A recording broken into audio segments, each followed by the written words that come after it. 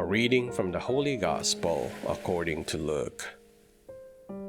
The angel Gabriel was sent from God to a town of Galilee called Nazareth, to a virgin betrothed to a man named Joseph, of the house of David, and the virgin's name was Mary.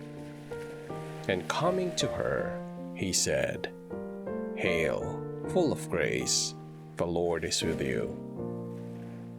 But she was greatly troubled at what was said, and pondered what sort of greeting this might be. Then the angel said to her, "Do not be afraid, Mary, for you have found favor with God. Behold, you will conceive in your womb and bear a son, and you shall name him Jesus.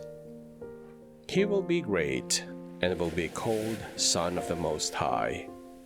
And the Lord God will give him the throne of David his father, and he will rule over the house of Jacob forever, and of his kingdom there will be no end." But Mary said to the angel, "How can this be, since I have no relations with a man?"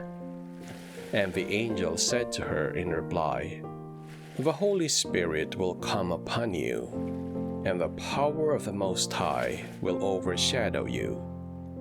Therefore, the child to be born will be called Holy, the Son of God. And behold, Elizabeth, your relative, has also conceived a son in her old age, and this is the 6th month for her, who was called barren. For nothing will be impossible for God."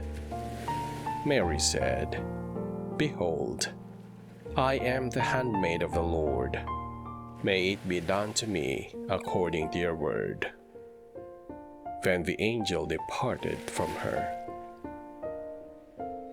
The Gospel of the Lord.